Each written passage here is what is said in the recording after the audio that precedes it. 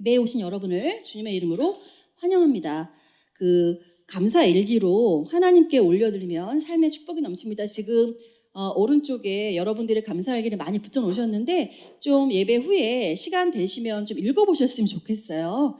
각자의 감사 제목을 좀 읽어보시고 저는 읽어봤는데 너무너무 은혜가 되었습니다. 자, 3번 주보의 3번 광고가 진짜 중요한데요.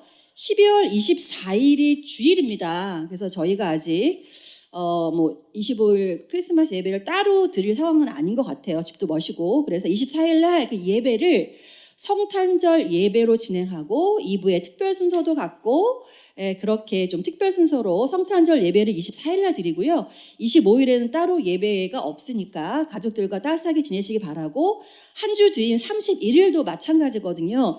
작년에는 31일이 평일이었기 때문에 저희가 밤 10시에 모여서 송구 영신 예배를 따로 드렸지만 올해에는 31일이 주일입니다. 그래서 31일 낮 2시에 드리는 주일 예배를 송구 영신 예배로 드릴 겁니다.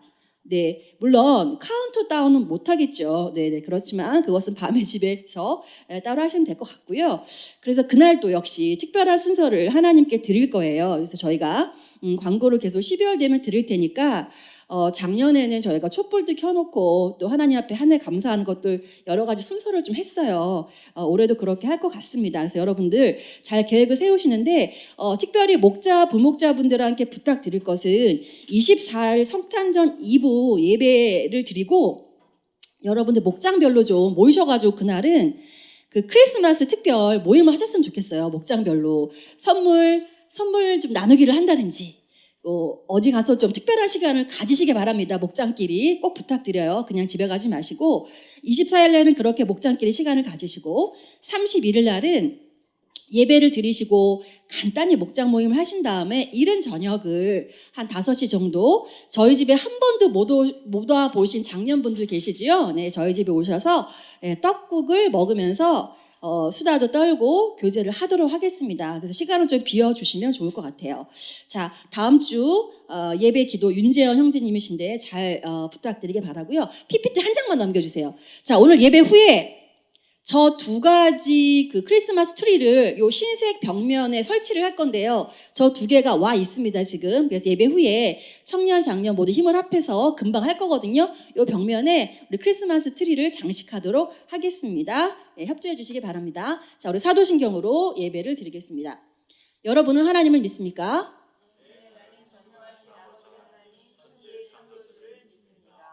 여러분은 예수님을 믿습니까?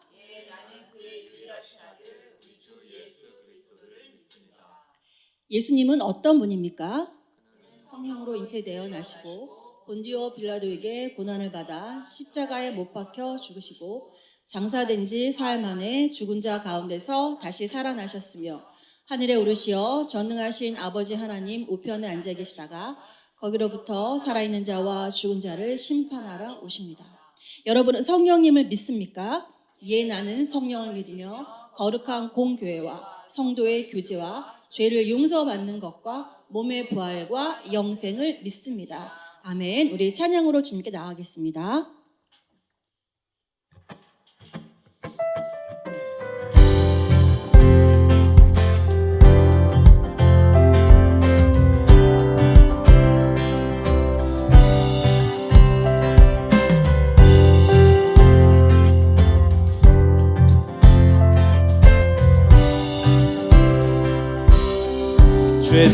주의 집에 거하는 자 항상 주 찬송하리 시온의 내로가 있고 힘없는 자 복이네 주의 집에 거하는 자 항상 주 찬송하리 시온의 내로가 있고 힘없는 자 복이 있네 주 얼굴 볼 때까지 힘을 얻어가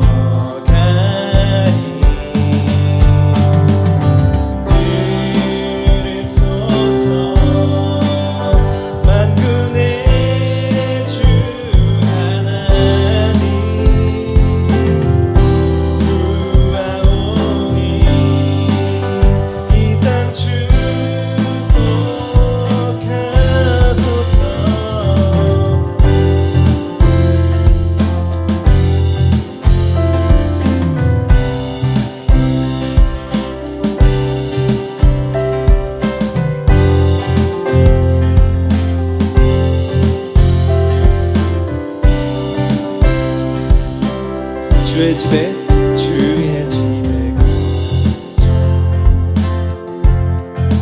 항상 주 찬송하리. 시온에 내로가 있고 힘없는 자 복이 있네. 주 얼굴 볼 때까지, 주 얼굴 볼 때까지 힘을 더하리.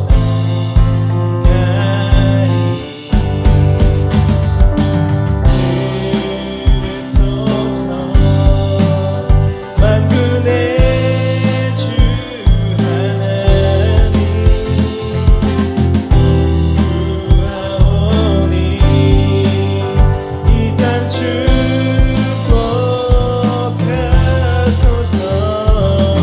들으소서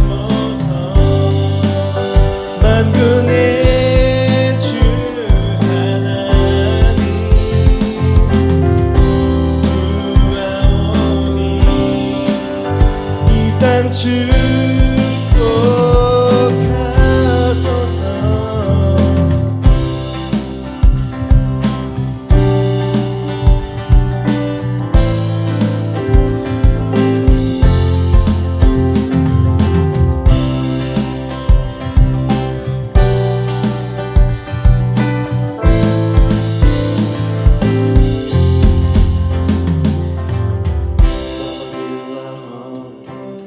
For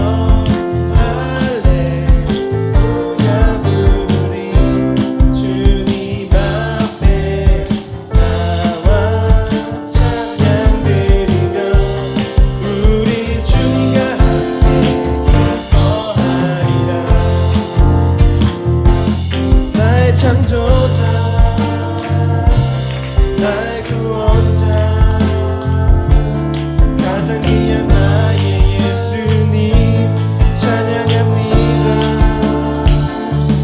나의 치료자 나의 선한 목자 되신 주 예수 나의 주 찬양하리. 나의 창조자 나의 구원자 가장 귀한 나의 예수님 찬양합니다. 나의 치료자 나의 선한 목자 되신 주 예수 나의 주 찬양하리.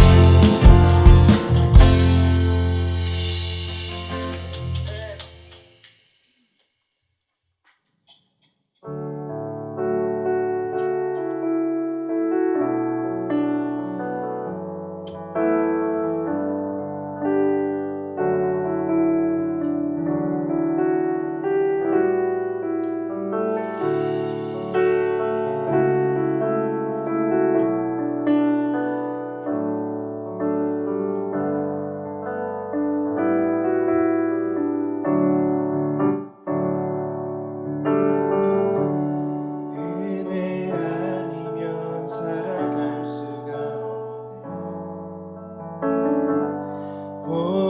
호흡마저도 다 주의 것이니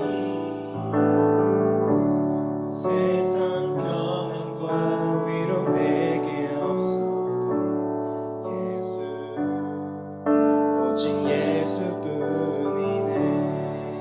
은혜 아니면 은혜 아니면 살아갈 수가 없네. 호흡마저도 다 주의 것이니 세상 평안과 위로 내게 없어도 예수 오직 예수뿐이네. 크신 계획 다 볼 수도 없고 작은 고난에 지쳐도 주께 묻기 나의 모든 삶 버티고 견디게 하시네. 은혜 아니면 살아갈 수가 없네. 나의 모든 건 다 주께 맡기니 참된 평안과 위로 내게 주신 주 예수 오직 예수뿐이네. 크신 계획 크신 계획 다 볼 수도 없고 작은 고난에 지쳐도 주께 묻기 나의 모든 삶 버티고 견디게 하시네. 은혜 아니면 살아갈 수가 없네. 나의 모든 것 다 주께 맡기니 참된 평안과 위로 내게 주신 주 예수 오직 예수뿐이네.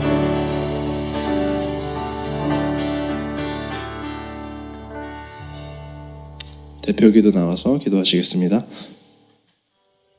기도드리겠습니다. 아버지 우리 하나님 감사합니다. 오늘도 여전히 이렇게 모이게 하시고 찬양을 통해서 기도를 통해서 또 말씀을 통해서 또 교제를 통해서 큰 은혜 주시고 서로 사랑 나눌 수 있는 그런 하루 되게 해주실 줄 믿고 감사합니다. 빈자리가 많습니다. 주님이 택한 주님의 백성들 채워주시고, 예, 10,000명이 모이는 10만 명이 모이는 그 교회보다 주님께 더 사랑받고 쓰임받는 그런 엔터교회로 주님이 사랑하시고 세우시고 사용하실 줄로 믿고 감사하며 예수님 이름으로 기도드렸습니다. 같이 말씀 한번 요한복음 우리 6장 51절 59절까지 우리 교독해서 한번 읽어보겠습니다. 네. 나는 하늘에서 내려온 살아있는 빵이다. 이 빵을 먹는 사람은 누구나 영원히 살 것이다. 내가 줄 빵은 나의 살이다. 그것은 세상에 생명을 준다. 그러자 유대 사람들은 서로 논란을 하면서 말하였다.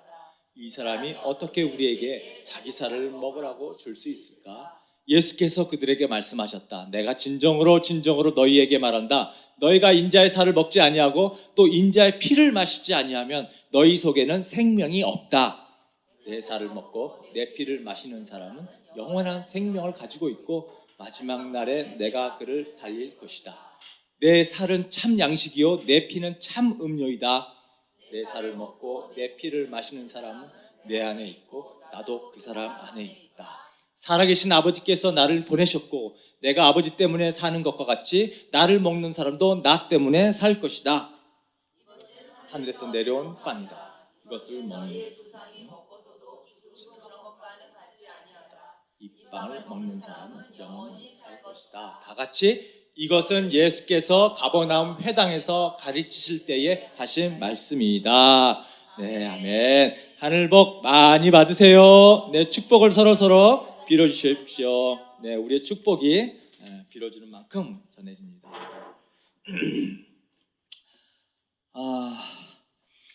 어떻게 살을 먹고 피를 마시는가? 참 가끔가다 끔찍한 말씀을 예수님께서 하셔요. 살을 먹고 피를 마시지 않으면 너희들은 죽는다. 살지 못한다.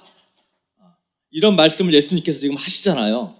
이게 성경에 쓰여있는 글이고 우리가 신앙생활을 하면서 익히 익숙해져서 그렇지 진짜 아무것도 모르는 사람이 이 말을 요 문자 그대로 읽는다고 생각하면 이거 정말 이런 이단이 없죠.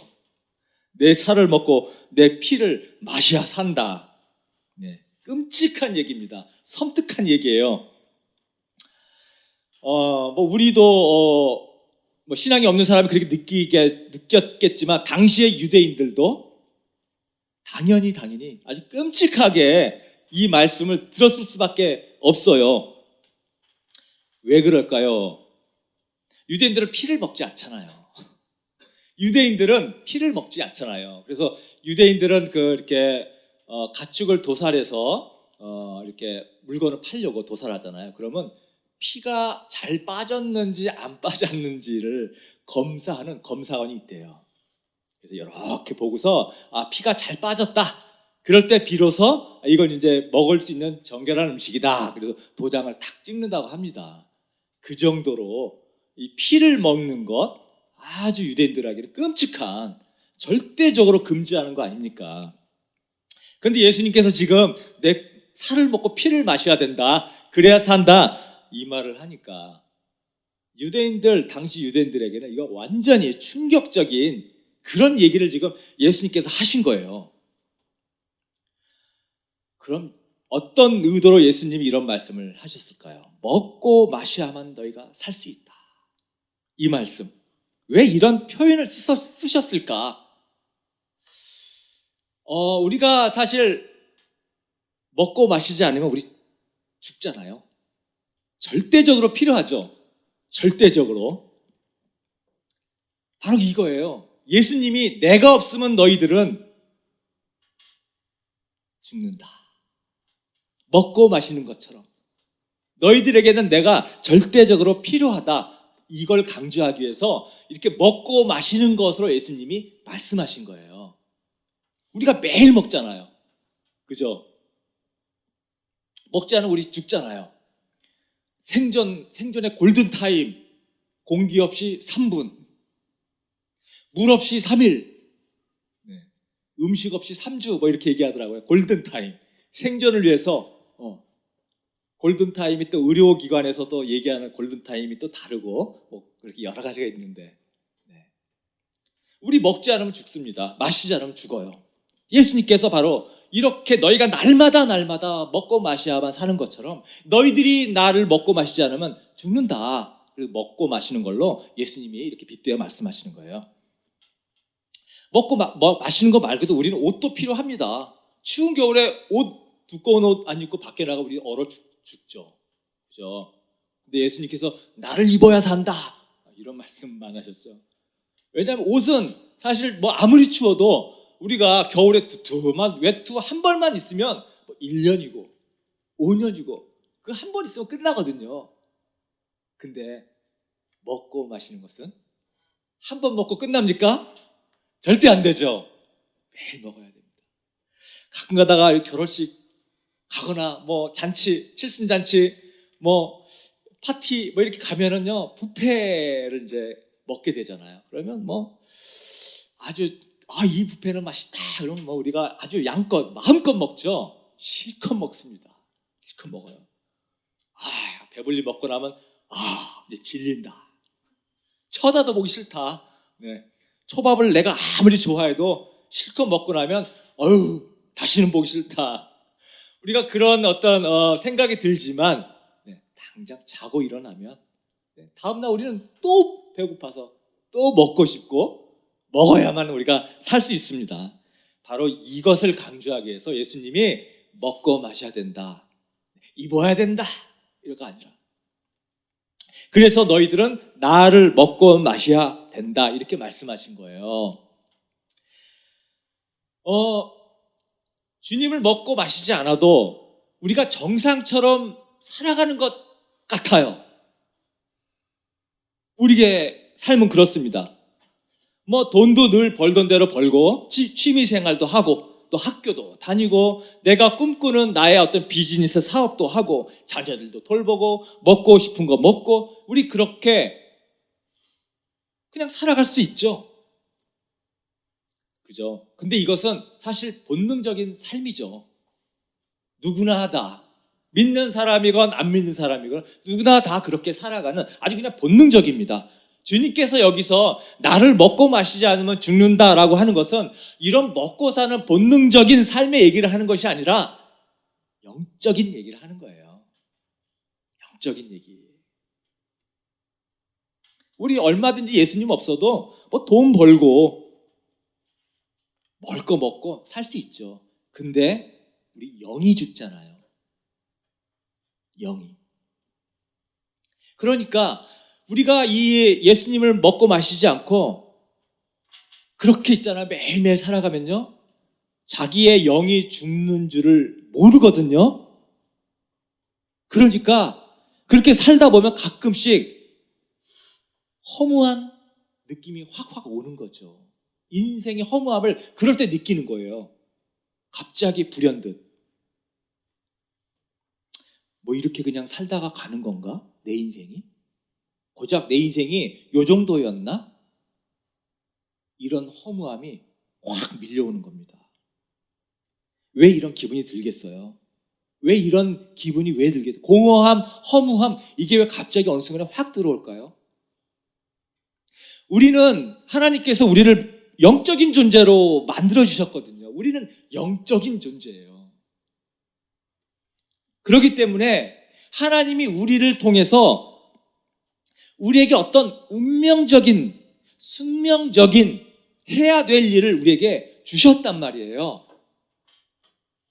우리는 사실 해야 될 일을 가지고 이 땅에 왔습니다.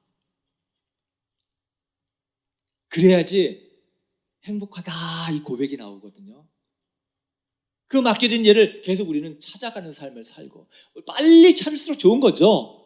그래서 하나님의 그 나에게 맡겨진 사명, 소명을 이루는 삶을 살아갈 때에 행복하다 이 고백이 나오는데 그렇지 않고 우리가 예수님을 매일 먹고 마시지 않고 늘 그냥 나의 꿈을 쫓아서 나의 삶을 쫓아서 살아가다 보면 내 영이 죽기 때문에 행복하고 살고 싶다고 하는 소망은 같지만 행복은 잡히지 않고 허무함만 자꾸 찾아드는 겁니다. 그래서 너무 삶에 쫓기면서 사는 삶이 있잖아요. 이거 자기를 빨리 돌아봐야 됩니다. 분주하게 막 삶에 끌려서 사는 삶 있죠. 너무 중요하지 않는데 매여 사는 삶. 하나님이 우리 그렇게 살기를 원하지 않으시잖아요. 그죠? 사랑하는 자녀라면 그렇게 막 쫓기듯이 막 매달려서 안달하면서 그렇게 살기 원하지 않으시겠죠. 근데 우리가 너무나 많이 그렇게 사는 것 같아요. 노예가 되는 것 같은. 시간의 노예, 돈의 노예. 하나님 우리에게 원하시는 삶은 그런 삶이 아니죠. 그죠? 여러분도 그렇게 받아들이죠. 하나님이 우리에게 원하시는 삶은 기쁨 있는 삶이죠. 우리가 다른 사람을 섬기고 사랑하고 그리고 삶 속에서 찬송하고 남을 섬기고 이렇게 살기를 원하지 않겠습니까? 이 세상에 태어나서 정말 인간답게 존귀하게 하나님이 보내신 그 존재 목적을 성취하면서 그렇게 살기를 바라시는 게 우리 하나님이시죠. 바로 이런 삶을 하나님께서 우리에게 예배해 놓으셨죠. 이러한 삶을 살기 위해서 우리가 예수님을 먹고 마셔야 된다는 거예요. 매일매일. 63절에 예수님께서 이렇게 말씀하셨습니다. 생명을 주는 것은 영이다. 육은 아무데도 소용없다. 여러분, 이 육이 우리의 육체를 얘기하는 것은 아닙니다. 우리의 육체도 소중한 거죠. 여기 육체는 세상을 쫓는 어떤 우리의 세상적인 모든 것을 얘기하는 거죠. 생명을 주는 것은 영이다. 우리는 영의 것을 추구해야 되는데 우리가 너무 세상적인 것을 추구하는, 세상적인 것은 아무 소용이 없대요. 자, 그러면 예수님께서 내 살을 먹고 피를 마셔야 된다라고 하셨는데 도대체 이게 구체적으로 무슨 말이냐? 이것을 한번 말씀 안에서 같이 살펴보겠습니다. 먼저 우리 피부터 살펴볼게요. 내 피를 마셔야 된다.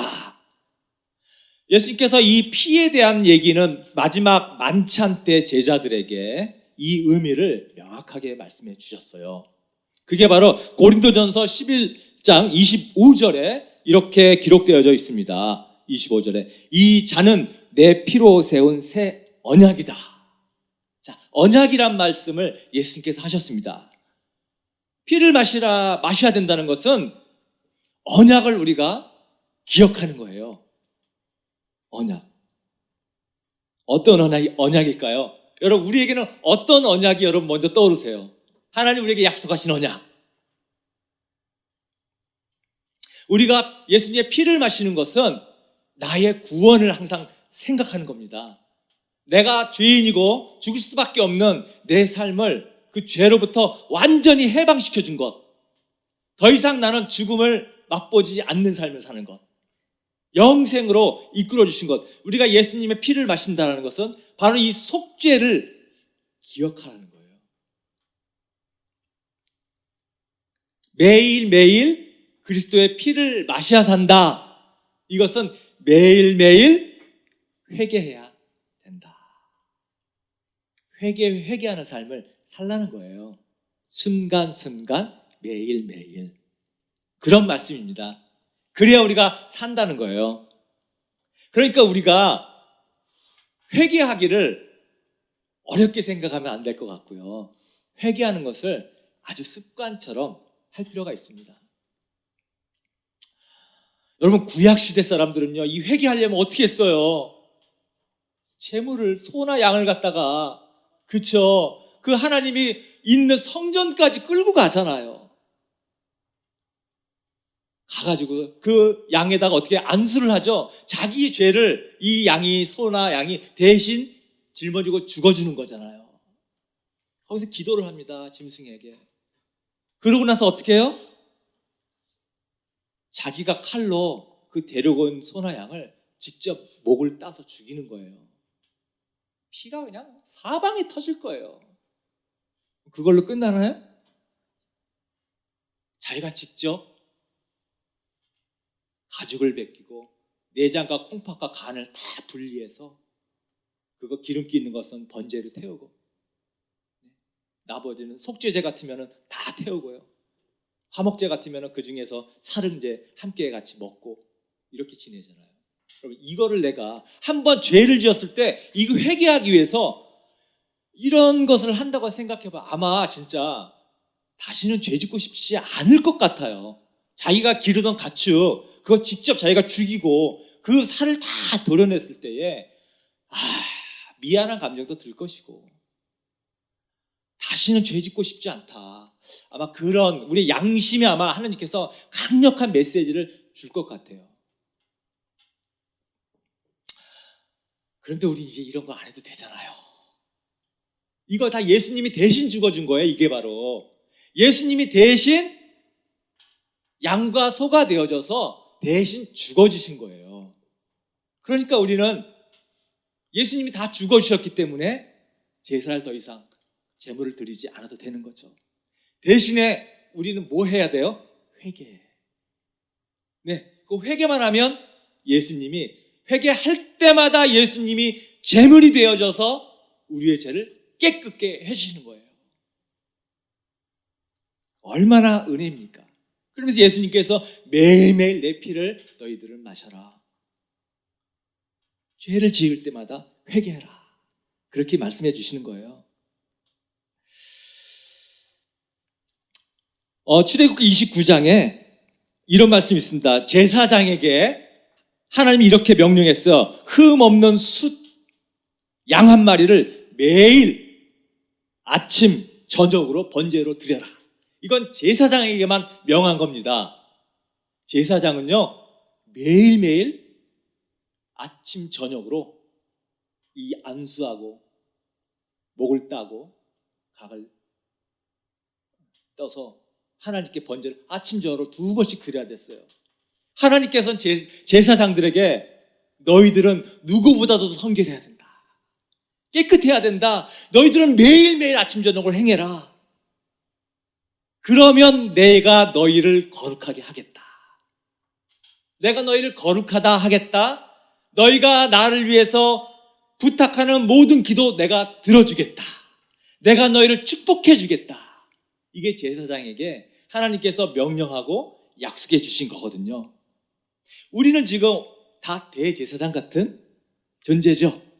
그렇죠. 여러분, 예수님께서 매일매일 우리에게 양을 아침 저녁으로 드려라 하는 것처럼 우리에게 매일매일 순간순간 피를 마셔라, 그런 의미예요. 그러면 하나님이 너희를 거룩하게 해주겠다, 거룩하다고 내가 삼겠다, 너희를 축복하겠다, 너희 기도를 들어주겠다, 이런 약속을 한 것입니다. 우리가 예수님을 영접할 때 모든 죄가 깨끗하게 다 씻겨졌죠. 그죠? 내가 생각하지 못한 죄까지도 그 순간에 한 번에 다 씻어 주셨습니다. 그런데 문제는 우리가 그렇게 예수님을 믿고 나서도 반복해서 죄를 짓는다는 거잖아요. 네, 그거를 매일매일 회개하라는 것입니다. 순간순간. 그러면 하나님께서 의롭다 인정해 주시는 거예요. 목욕하고 나서 우리 목욕 한번 했으니까 뭐 안 씻는 거 아니잖아요. 그죠? 손도 씻고 또 밥 먹을 때 또 밥 먹고 나서 뭐 이빨도 닦기도 하고 손도 씻고 발도 씻고. 네. 우리 반복되는 죄 있잖아요. 너무 똑같은 죄를 우리가 습관적으로 지을 수 있잖아요. 그죠? 그러면 이건 뭐 매일매일 뭐 회개해야 되나? 했던 건데 하나님이 아시겠지 하고 그냥 넘어가면 안 됩니다. 네. 내가 아무리 똑같은 죄를 반복하더라도 그때 순간순간 회개하는 거예요. 그래야 하나님이 지워주십니다. 그래야 지워주세요. 하나님이 약속하신 거예요. 그래서 우리 죄 문제를 항상 우리가 해결해야 됩니다. 이 죄가 항상 막혀 있으면요, 하나님과 나 사이에 통로가 막혀버리잖아요. 그래서 이사야서 59장의 2절에 이런 말씀 있죠. 오직 너희 죄악이 너희와 하나님 사이를 갈라놓았고 너희의 죄 때문에 주님께서 너희에게서 얼굴을 돌리셔서 너희의 말을 듣지 않으실 뿐이다. 죄가 있으면 우리의 기도가 막히고 우리의 축복이 막히고 다 막히거든요. 그래서 예수님께서 매일매일 너희는 피를 마셔라 이렇게 말씀하신 거예요.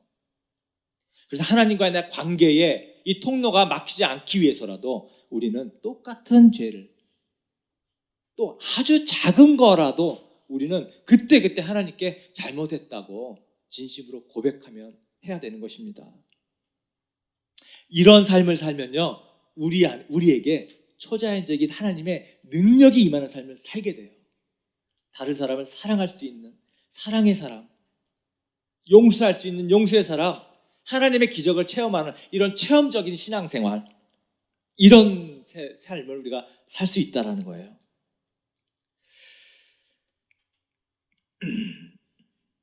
요한 1서 9절에 이렇게 말씀하십니다. 우리가 죄를 자백하면 하나님은 신실하시고 의로우신 분이셔서 우리 죄를 용서하시고 모든 불의에서 우리를 깨끗하게 해주실 것입니다. 그렇죠? 하나님은 계속해서 이렇게 약속해 주시고 있죠. 죄만 고백만 하면 고백하는 것이 돈을 드는 것도 아니고 어디를 가야 되는 것도 아니고 그냥 그 자리에, 내가 있는 그 자리에서 그냥 하나님께 고백만 하면 되는, 얼마나 쉽습니까? 그래서 한 번, 두 번이고 여러 번 계속해서 이렇게 고백하는 삶을, 예수의 피를 마시는 삶을 여러분 사시기를 부탁드립니다.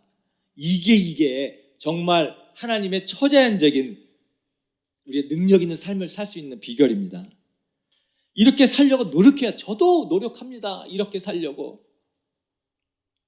오늘도 제가 외부 사역 오전에 하고 왔잖아요.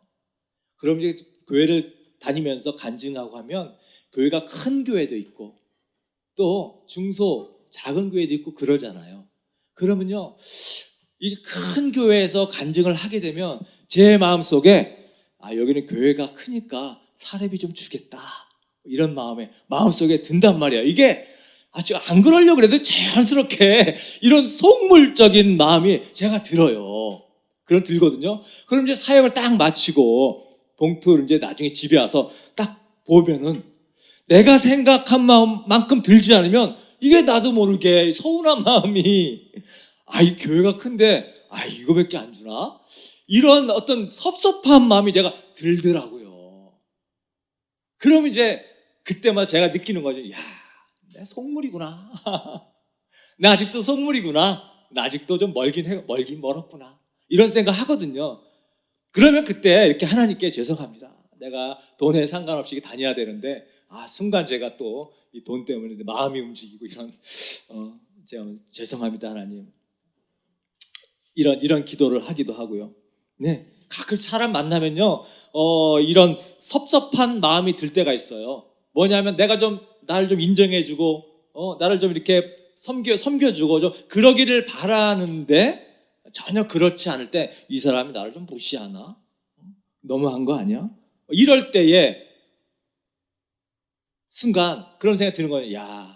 내가 섬김받으려고 하는 이런 마음 때문에 섭섭한 게 그런 거잖아요. 대접받으려고 하다 보니까 대접을 못 받았을 때 섭섭한 마음이 드는 것. 그럴 때 이제 순간 깨달으면 하나님, 내가 또 섬김받으려고 한 것 같아요. 하나님 용서해 주세요. 이런 것들이 날마다 우리가 피를 마시는 거죠. 네. 각자 여러분들 안에 마셔야 될 아마 예수님의 피가 있을 것입니다. 이게 순간순간 내가 한번 회개해 보려고 살아가는 노력인 거죠. 이렇게 사는 것이 참 어려운 것 같지만 이게 한번 이렇게 되잖아요. 그러면 내 삶이 아주 자유롭습니다. 아주 평안함을 느낄 수가 있어요. 아마 예수님께서 이걸 원하셨던 것 같아요. 너희들이 평안한 삶, 거칠 것이 없는 그런 마음의 자유로움을 느끼라고. 자, 이것이 예수님께서 내 피를 마셔라 하는 말의 의미입니다. 자, 두 번째로 예수님이 살을 먹어라 하는 얘기를 했습니다. 이것은 또 무슨 얘기일까요? 우리가 음식을 먹어야 힘이 나죠. 그죠? 음식을 먹어야. 자, 영적인 힘도 이 그리스도를 먹어야 힘이 나는 거거든요. 그럼 이건 뭐냐? 어떻게 먹는 거냐? 예를 들어 어떤 사람이 나에게 찾아와가지고 어떤 어려움에 대해서 이제 호소를 합니다. 근데 내가 잘 모르는 것들을 도와달라고 이렇게 호소를 하는 거죠. 그럴 때 하나님께 도움을 구하는 거죠. 하나님, 이분이 지금 나에게 도움을 청하려고 상의하러 왔는데 하나님, 내가 전혀 도움을 줄 만한 능력이 없어요. 어떻게 해야 될지 모르겠어요. 하나님, 도와주세요. 이게 예수님의 살을 먹는 겁니다. 순간순간 예수님의 살을 먹는 게 바로 이런 거예요. 주님을 의지하는 삶. 관계가 불편한 사람과 뭔가를 같이 해야 되는 상황에서 하나님께 도움을 구하는 거예요. 하나님, 내가 저분하고 있으면 굉장히 내 마음이 껄끄럽고 불편한데 하나님, 이것을 같이 하지 않으면 안 됩니다. 하나님, 내가 저분과 같이 할 때 내 마음이 평안하게, 또 저 사람의 의견이나 생각을 내가 존중해서 함께 잘 해나갈 수 있도록 하나님 도와주세요. 이게 예수님의 살을 먹는 겁니다. 사업을 하면서 어떤 어려움이 생겼어요. 같이 일하는 사람하고의 어떤 문제가 생겼어요. 그러면 내가 막 걱정하고 염려하고 어떻게 해야 될까 걱정하는 것이 아니라, 그때는 하나님, 이 파트너랑 내가 이런 문제 때문에 지금 해결해야 되는데 하나님, 어떻게 해야 될지 잘 모르겠어요. 하나님, 방법 좀 알려주세요. 나 좀 도와주세요. 이거 잘 해결할 수 있도록 하나님 도와주세요. 이게 예수님의 살을 먹는 겁니다. 매일매일 순간순간 주님께 도움을 청하는 삶. 하나님이 우리 이 세상에 보내실 때에 끌려다니면서 살라고 보내지 않으셨어요. 허덕허덕이면서 살라고 보내지 않으셨습니다. 내가 지금 그렇게 살고 있다면 내가 매일매일 예수님과 살과 피를 마시지 않고 본능대로 살고 있지 않나 꼭 돌아보셔야 됩니다. 하나님, 우리 항상 그렇게 고민하면서 쫓기면서 살라고 보내지 않으셨거든요. 우리가 이 세상에 속해 있지만 우리는 이 세상을 초월한 삶, 하나님의 지혜로, 하나님의 사랑으로 우리는 능력 있는 삶을 살라고 하나님께서 보내주셨습니다. 그래서 예수의 살과 피를 우리는 밥 먹고 물을 마시듯이 매일매일 먹어야 우리가 살 수 있습니다. 이런 말씀했을 때 제자들뿐만 사람들이 이게 도대체 무슨 말인가 헷갈렸어요. 사람들의 반응이 세 가지가 나오는데요. 첫 번째 반응 보니까 60절에 이런 구절이 있습니다. 예수의 제자들 가운데서 여럿이 이 말씀을 듣고 말하기를, 이 말씀이 이렇게 어려우니 누가 알아들을 수 있겠는가? 네, 살과 피를 먹으라는 게 너무 이게 무슨 말인가? 누가 알아듣냐? 그리고 66절에 보면 이 때문에 제자 가운데서 많은 사람이 떠나갔고 더 이상 그와 함께 다니지 않았다. 네, 내 살을 먹고 피를 마셔야 된다, 이런 얘기를 들었을 때 사람들이 첫 번째 반응, 떠난 사람들. 제자들까지도 떠났어요. 12명 외에도 예수님 많은 제자들이 있었죠. 100명 이상 되는, 아마 몇백 명 됐을 것입니다. 그런 제자들이 다 떠나갔다는 거예요.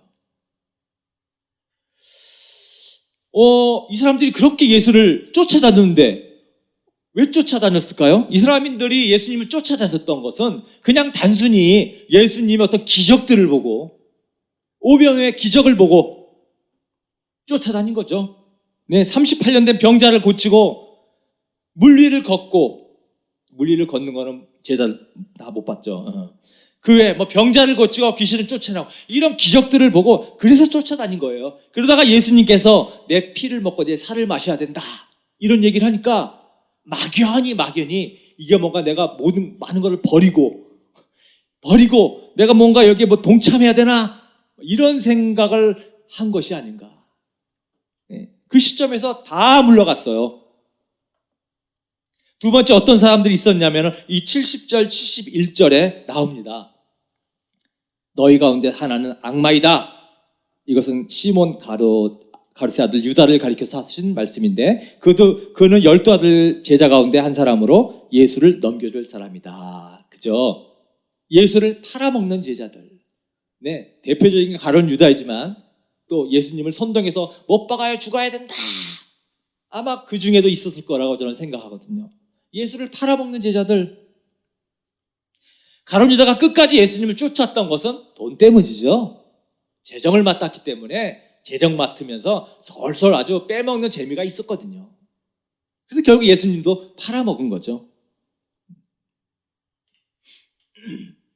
우리 주위에도 이런 가룟 유다 같은 신앙생활 하는 사람들 있을 수 있죠.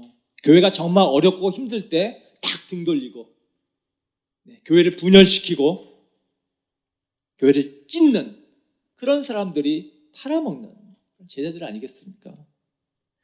67절에 보면 또 이런 제자들도 있죠. 예수께서 12 제자에게 물으셨다. 너희까지도 떠나가려 하느냐? 네, 얼마나 많은 사람이 떠났으면 12명의 수제자들까지도.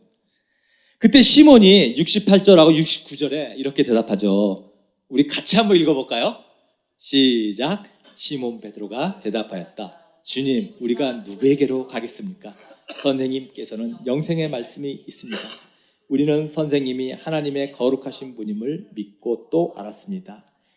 네, 끝까지 쫓는 제자죠.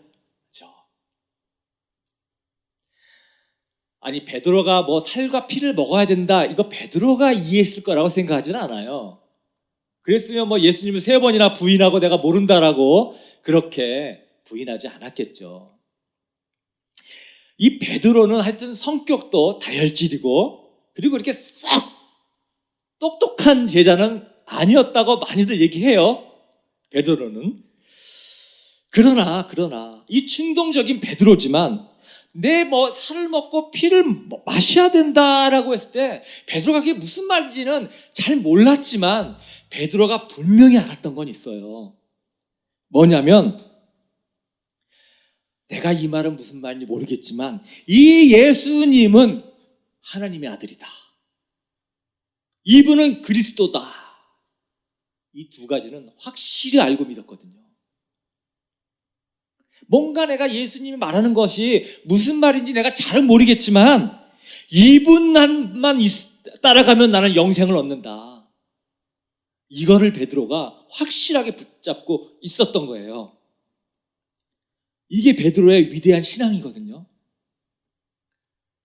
우리가 신앙생활하는 거 성경을 많이 알고 잘 알고 이해하고 뭐 성경의 복음에 대해서 내가 꿰차고 그런다고 믿음 좋은 건 아니거든요.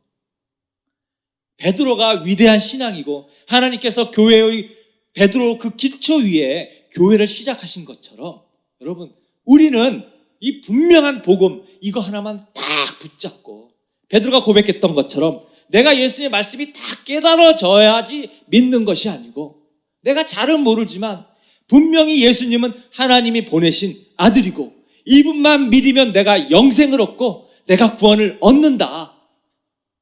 이거 하나 흔들림 없는 이 진리 머리로 아는 것이 아니라 가슴으로 여러분들이 분명하게 새겨지기를 바랍니다.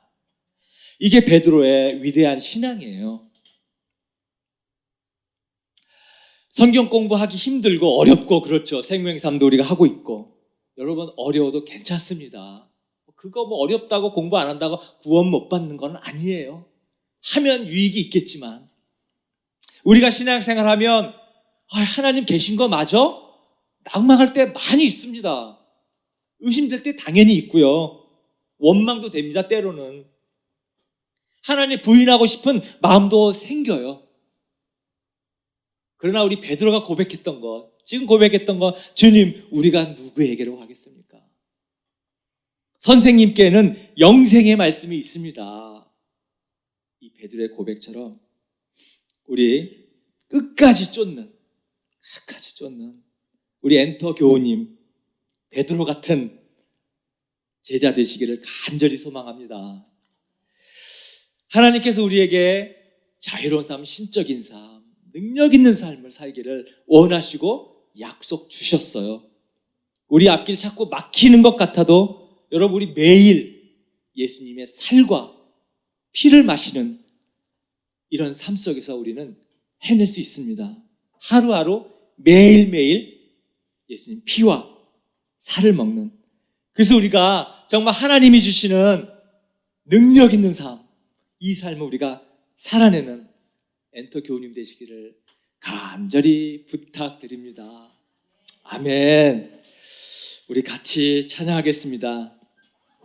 주와 같이 길 가는 것 즐거운 일 아닌가. 우리 주님 걸어가신 발자취를 밟겠네. 한 걸음 한 걸음 주 예수와 함께 날마다 우리는 걷겠네. 우리 이 찬양 가사가 내 묵상이 되도록 집중하면서 함께 불러보겠습니다.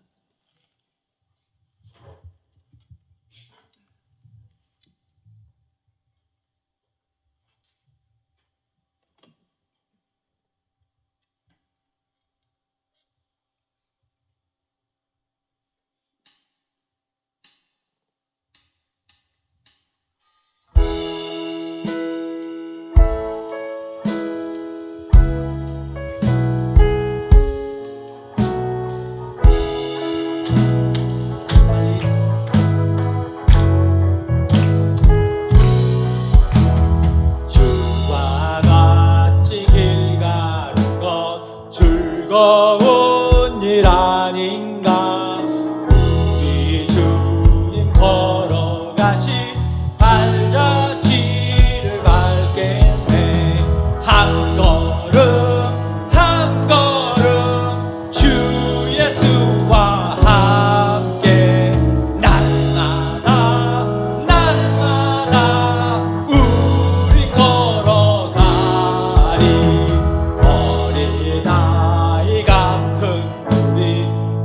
미련하고 약하나 주의 손이 이끌리어 생명길로 가겠네. 한 걸음 한 걸음 주 예수와 함께 날마다 우리 걸어가. 우리 1절 같이 한번 다시 불러. 같이 길 가는 거 즐거운 일 아닌가. 우리 주님 걸어가신 발자취를 밟겠네. 한 걸음 한 걸음 주 예수와 함께 날마다 우리 걸어가. 한 걸음 주 예수와 함께 날마다 우리 걸어가리. 우리 같이 한번 기도 한번 하겠습니다. 매일매일 예수님과 살과 피를 내가 마시는 삶을 살기로 우리 한번 결심하고 다짐하는 기도를 하나님 앞에 기도하겠습니다. 아버지, 주님께서 말씀하시고 명령하시고 우리에게 부탁하신 말씀, 매일매일 우리의 영이 죽지 않고 살기 위해서 매일 주님의 의견을 주님의 쫓는 삶, 그리고 하나님 매일 회개하는 삶, 그런 삶을 살기로 원하시니 우리가 순간순간 하나님 저희의 생각나는 죄가 있을 때마다 하나님 또한 조그만 내 양심의 거리낌이 있을 때마다 그거 아버지 무시하고 넘어가는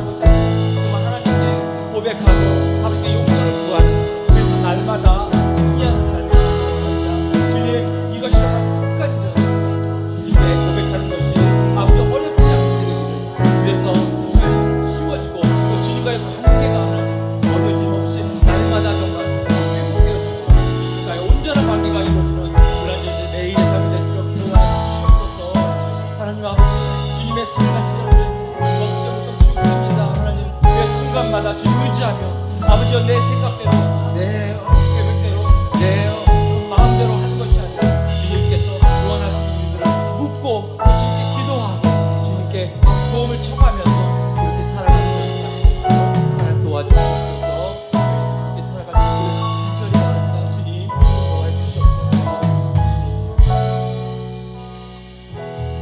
하나님 아버지, 예수님께서 내 피를 마시고 내 살을 먹어야지만 살 수 있다고 그렇게 말씀해 주셨습니다. 하나님, 이제 저희가 매일매일 살면서 저희의 작은 죄 문제 이건 무시하지 않고 정말 생각날 때마다 조그만 양심의 꺼리낌이 있는 것 있을 때마다 저희가 하나님께 회개하고 고백해서 다시 깨끗게 되는 그런 삶 살기를 원합니다. 그것이 습관이 될 수 있도록 도와주십시오. 하나님, 살면서 많은 갈등의 문제, 선택의 문제 우리가 매일 겪는데 그때마다 나의 지혜와 다른 사람의 지혜를 구하는 것이 아니라 정말 그 순간 하나님을 생각해서 하나님께 묻고 하나님께서 도와달라고 요청하고 그렇게 매일 주님의 살을 먹는 삶을 살기를 원합니다. 이것이 습관이 되길 원합니다. 주님 도와주시옵소서. 이제는 우리 주 예수 그리스도의 은혜와 하나님의 사랑과 성령님의 교통하심이 매일매일 주님의 살을 먹고 주님의 피를 마시기로 결심하고 다짐하는 엔터교우 한 사람 한 사람 머리 위에 이제로부터 영원토록 함께 하시기를 간절히 축원하옵나이다.